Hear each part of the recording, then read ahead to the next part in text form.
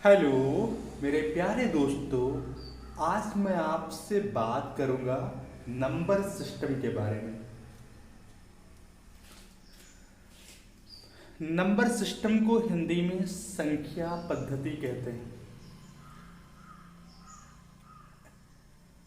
Mathematics में numbers को लिखने की, बताने की, रिप्रेजेंट करने के लिए जिस सिस्टम का हम इस्तेमाल करते हैं उसे नंबर सिस्टम कहते हैं।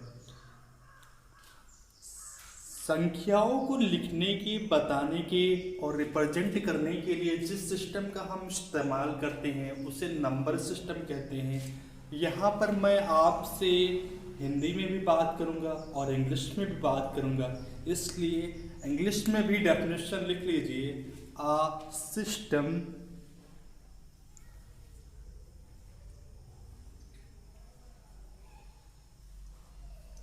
a system a system in which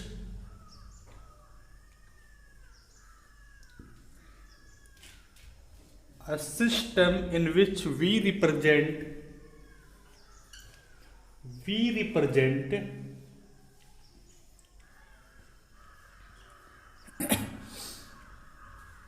numbers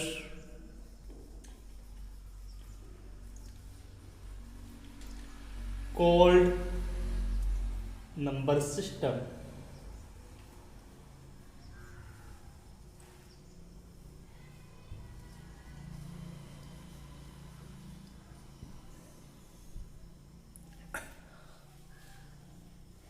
मेरे प्यारे दोस्तों,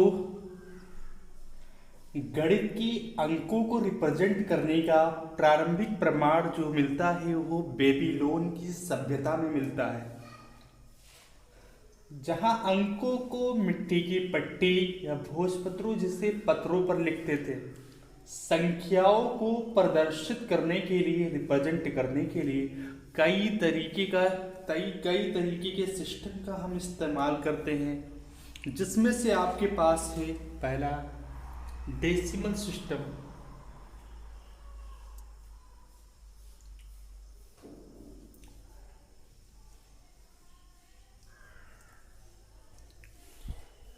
डेसिमल सिस्टम को हिंदी में कहते हैं दशमलव पद्धति।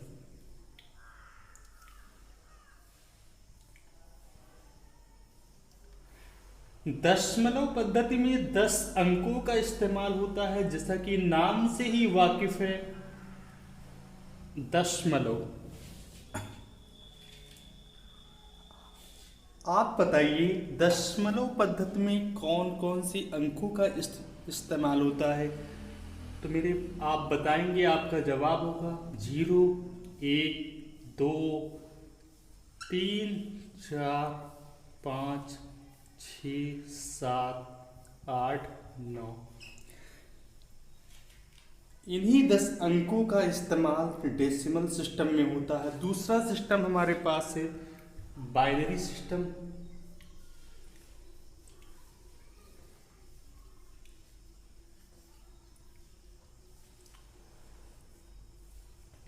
बाइनरी सिस्टम को हिंदी में कहते हैं द्विआधारी पद्धति।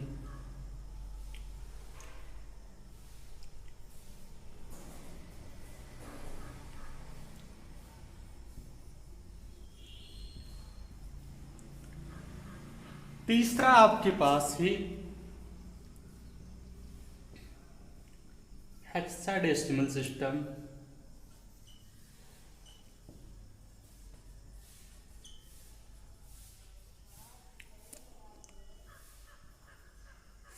Fourth one is octadecimal system.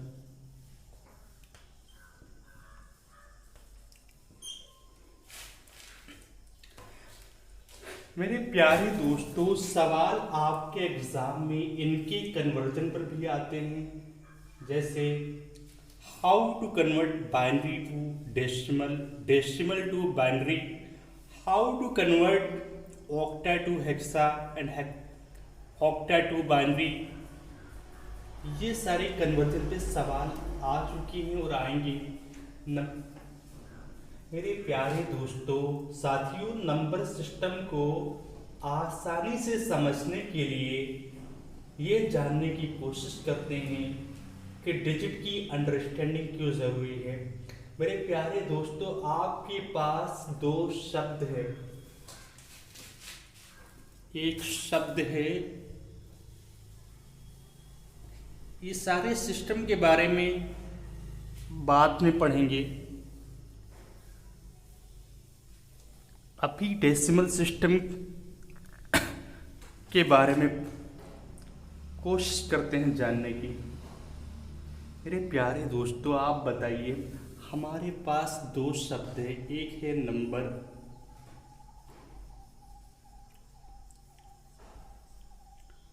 दूसरा है आपके पास डिजिट।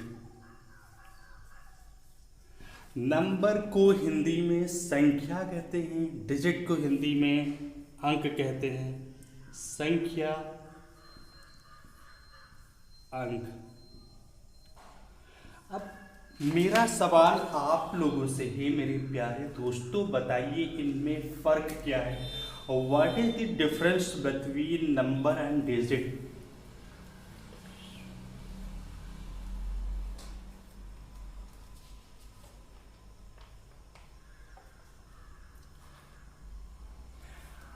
इनमें फ़र्क समझने के लिए आइए मैं आपको ले चलता हूँ, नंबर और डिजिट की दुनिया में सफ़र कराता हूँ। तो मेरे प्यारे दोस्तों, यानी एसएससी, सीजीएल, सीएचएसएल, सीडीएस और वनडे कॉम्पिटिटिव एग्ज़ाम में किस तरीके के सवाल आते हैं और किस तरीके के सवाल आप 1 या 2 सेकंड में कैसे करेंगे, इसके लिए आपको नंबर और डिजिट की अंडरस्टैंडिंग ज़रूरी है।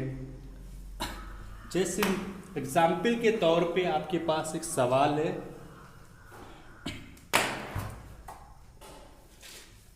कि 4 की पावर 5 टाइम्स 1 एंड 5 की पावर 5 टाइम्स 2। तो मेरे प्यारे दोस्तों, बताइए इनमें कितने नंबर ऑफ डिजिट का इस्तेमाल हुआ है। इतनी बड़ी पावर में नंबर ऑफ डिजिट कैसे निकालोगे। या दूसरा सवाल आपके सामने इस तरीके से आ सकता है, 1 से लेकर 95 तक की काउंटिंग में कितने नंबर ऑफ डिजिट का इस्तेमाल हुआ है। ये बात समझ में आई। आप एनालाइज करिए, सोचिए कि ये सवाल कैसे होंगे।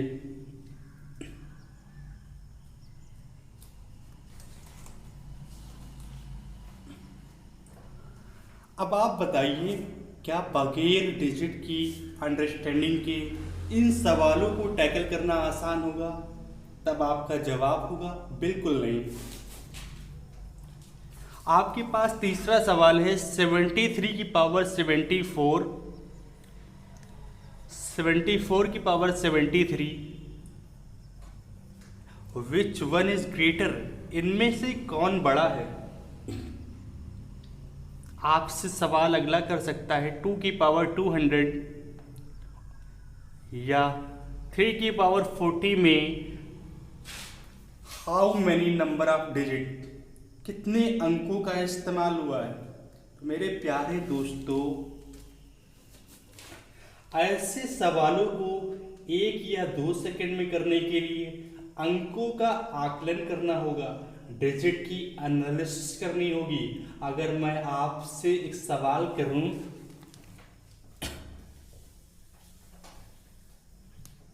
कि ये क्या है, व्हाट इज दिस, तो मेरे प्यारे दोस्तों, आपका जवाब होगा कि एक नंबर है और इस नंबर में कितने अंक हैं, कितने डिजिट है। तब आपका जवाब होगा इस नंबर में एक ही डिजिट है, यानी 5 एक कंप्लीट नंबर को रिप्रेजेंट कर रहा है और इस कंप्लीट नंबर में सिर्फ एक अंक का इस्तेमाल हुआ है। मेरे प्यारे दोस्तों, अब अगला सवाल आपके लिए है कि ये क्या है, व्हाट इज दिस।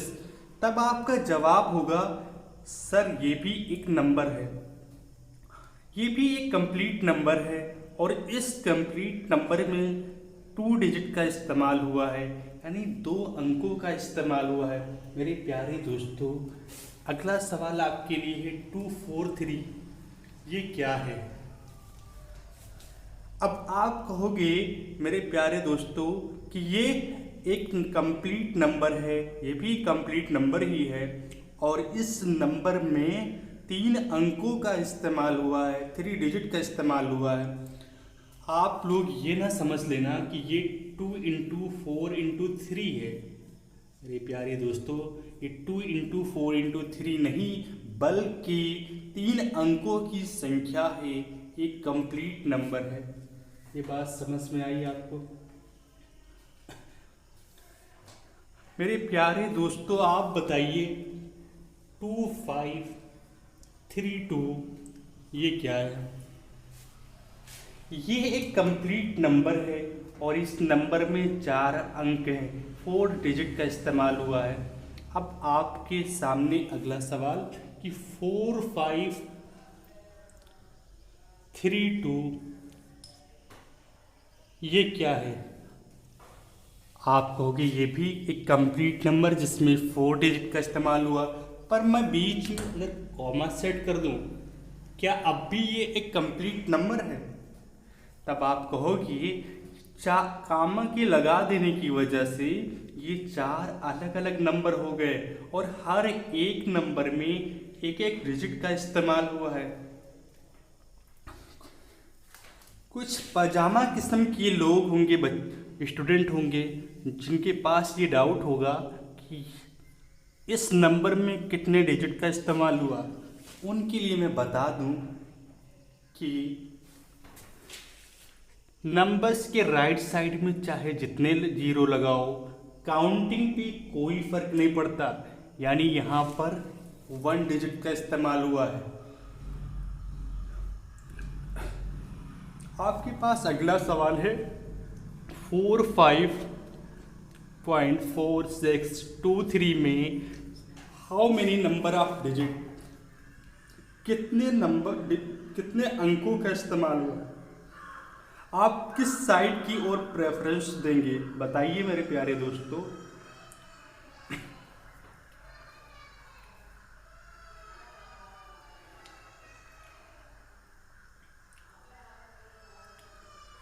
मेरे प्यारे दोस्तों, जब नंबर में डिजिट की बात होती है तो इंटीग्रल पार्ट में जितने डिजिट होंगे वही इस नंबर के डिजिट होंगे। तो आप बताइए कि इंटीग्रल पार्ट में कितने डिजिट हैं? तब आप कहोगे 45 नंबर है, यानी 2 अंकों का इस्तेमाल हुआ है। ये बात आपको समझ आई? एग्जाम में सवाल आपसे दशमलव के बाद, पॉइंट के बाद कितने अंकों का इस्तेमाल हुआ है, ऐसे सवाल भी पूछता है। लेकिन आगे की क्लास में हम इसको भी डिटेल में जानेंगे। मेरे प्यारे दोस्तों, आप बताइए, आपने नोटिस भी किया होगा कि सारे नंबर में 0 से लेकर 9 तक की संख्याएं हैं, यानी 10 अंकों का प्रयोग हो रहा है। और ये 10 अंक जो मैंने आपको बताए थे कि दशमलव सिस्टम के 0 से लेकर 9 तक के अंकों का इस्तेमाल हो रहा है। आपने ये भी गौर किया होगा कि अंकों के इस्तेमाल से ही संख्याएं बनी हैं। नंबर्स जो बने हैं वो अंकों की वजह से बने हैं। It means number is nothing, it is only combination of digit. ये कॉम्बिनेशन ऑफ डिजिट है सिर्फ।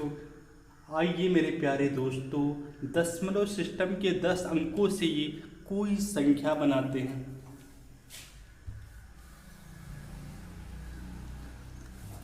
फोर 573 ये क्या है? आपका जवाब होगा ये एक कंप्लीट नंबर है। इस नंबर में कितने अंक हैं? तो तो आपका जवाब होगा इस नंबर में 4 अंक है, यानी 4 डिजिट का इस्तेमाल हुआ है। इन चारों डिजिट की फेस वैल्यू और लोकल वैल्यू क्या होगी, यानी यहाँ पर मैं आपको फेस वैल्यू और लोकल वैल्यू के बारे में बताने वाला हूँ।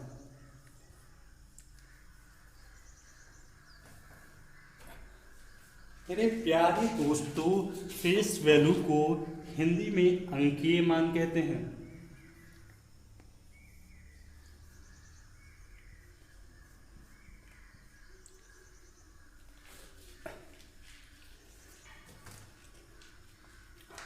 जो अंक जितना होता है वही उसकी फेस वैल्यू होती है।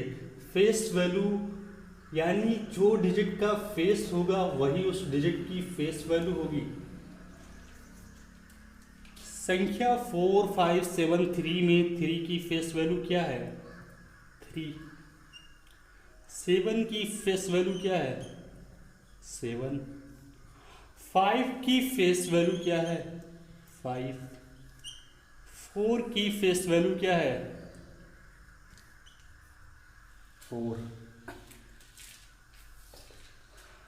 मेरे प्यारे दोस्तों, फेस वैल्यू पे सवाल नहीं बनते। आइए जानते हैं लोकल वैल्यू क्या होती है। लोकल वैल्यू को प्लेस वैल्यू भी कहते हैं, हिंदी में स्थानीय मान कहते हैं। लोकल वैल्यू, प्लेस वैल्यू, स्थानीय मान,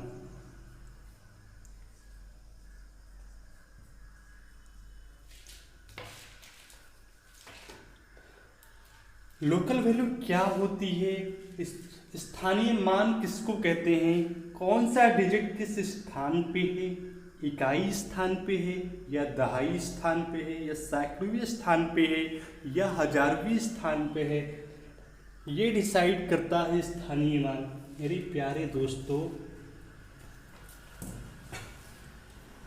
स्थानीय मान को आपको मैं डिटेल में बताऊंगा करीब 3 से 4 वीडियोस में, यानी 3 से 4 घंटों की क्लास में मैं आपको बताऊंगा प्लेस वैल्यू के बारे में।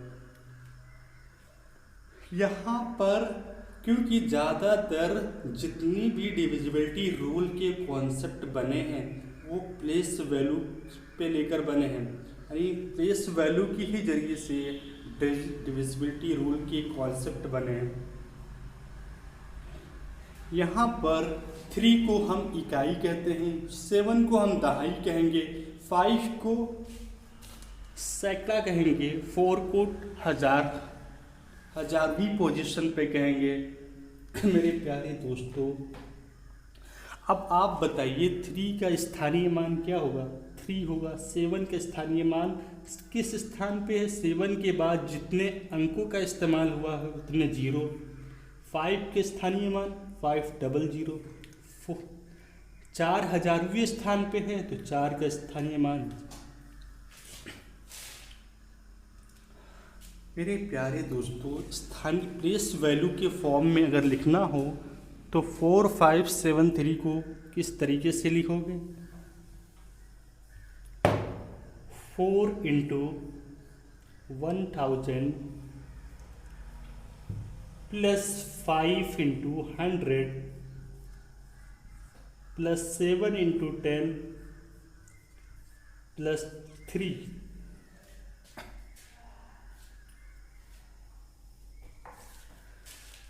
ये प्लेस वैल्यू बनी।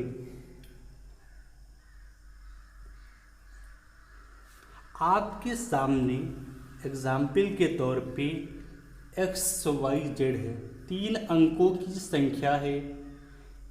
यहाँ पर x × y × z मत समझ लेना, ये x × y × z नहीं बल्कि 3 अंकों की एक संख्या है, एक कंप्लीट नंबर है। और इसको प्लेस वैल्यू के फॉर्म में लिखना है तो क्या करोगे? सैकड़वें स्थान पे है तो 100x, दहाई स्थान पे है तो 10y प्लस z। ये प्लेस वैल्यू की फॉर्म हुई। अगला नंबर मैं आपको दे रहा हूँ XY WZ। अब आप बताइए, इसको प्लेस वैल्यू के फॉर्म में लिखिए। आप कहेंगे ये 1000वें स्थान पे है इसलिए 1000x, आप कहोगे ये 100वें स्थान पे है इसलिए 100y, ये 10वें स्थान पे है 10W, प्लस 21 स्थान पे है Z। आपने नोटिस किया होगा मेरे प्यारे दोस्तों, आपने ये नोटिस किया होगा कि प्लेस वैल्यू और फेस वैल्यू को जब आप सीख रहे थे तो कौन से अंक का, किस अंक का प्लेस वैल्यू और फेस वैल्यू सेम होती है। मेरे प्यारे दोस्तों, आपने देखा होगा इकाई के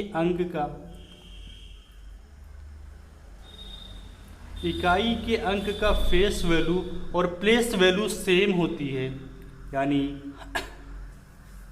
face value and local value of unit digit are same. मेरे प्यारे दोस्तों, what is the difference between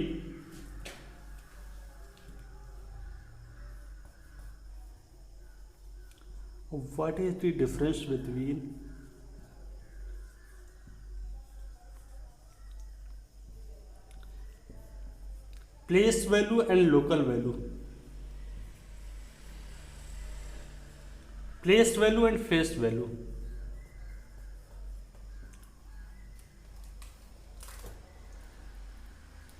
आपके पास संख्या है 4573। आप बताइए, तब आप कहोगे 5 का स्थानीय मान होता है 500 क्योंकि 100वें स्थान पे है, और 5 की प्लेस वैल्यू जो फेस वैल्यू होगी वो 5 होगी, यानी आंसर आपका आएगा 495। मेरे प्यारे दोस्तों, जीरो को अंक के तौर पे सबसे पहले देखा भारत ने, और जीरो की वजह से भारत ने मैथमेटिक्स को एक नया रूप दिया। मिस्र और बेबीलोन वाले जीरो की जगह खाली छोड़ देते थे, शून्य से लेकर